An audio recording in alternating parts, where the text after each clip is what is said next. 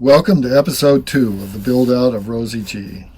We pulled the plug out of the finished hull in October of 2019, and it was time for cleaning and prepping the interior to get ready for the floor structure and the main bulkheads. High on the list was to get Rosie's bones to be part of the keel. Looking forward as she does, then the major reinforcements would be over that. The keel stub soon became a structure of carbon fiber angle bars placed as floors, and then the massive mast step. All the bulkheads and interior basic structures were designed to strengthen the hull, and all were bonded and tabbed to form a monocoque, super stiff and super strong. Working on a steel top table, the foam core bulkheads were made using resin infusion.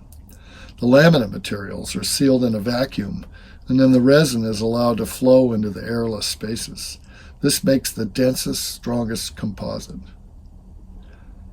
Bulkheads first, then the cabin soles, the interior structures, and the definition of the head and the vanity. The deck and the doghouse coach roof were all made on male tools, like the hull, and done with the same resin transfer method. Attaching the keel and priming and fairing the hull happened much at the same time.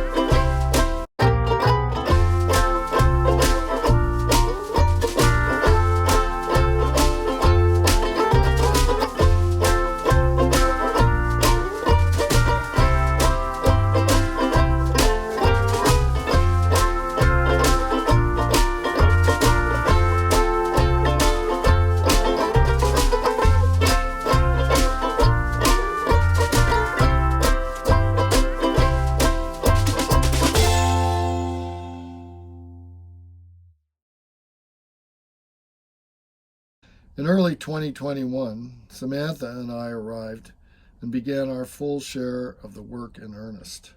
This involved every aspect of preparing the interior and exterior for paint. The acronym EROTT, EROT, describes it all perfectly. Putty, sand, prime, sand, putty, prime, sand, paint. And then there's the creation of all that had to be there to take all the EROT. There's a lot of that in the world of craftsmen. Say cheese. Cheese. EROT isn't a new thing. Barry wrote about it when he was building his boat, the Seminole, in the mid-70s. He said, building a boat is about endless tasks of repetition, thousands of screws followed by the plugs to fill the holes, along with through bolts, carefully fitted wood joints, all repeated in steady similarity, yet each one is its own task. A meditation for sure.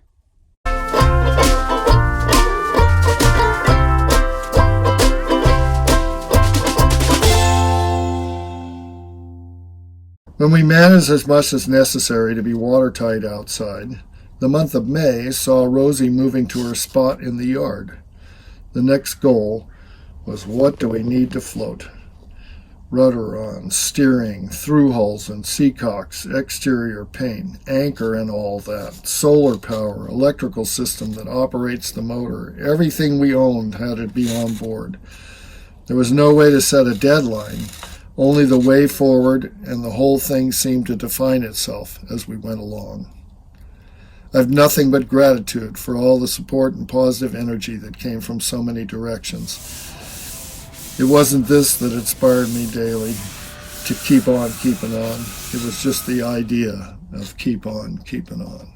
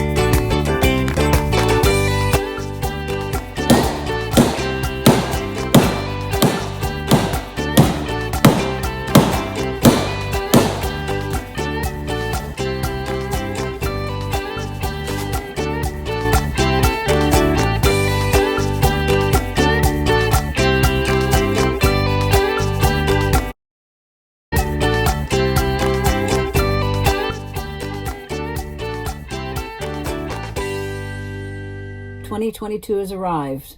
We've got the composting toilet in. We've got the vanity sink in. We have our settee built and painted. And we've even got a working stove. So we are very close to getting ready to launch the boat. We'll be launching the end of February. And we're very excited about what's ahead. We look forward to it all. We've had beautiful sunny days. We can't complain. Life is good.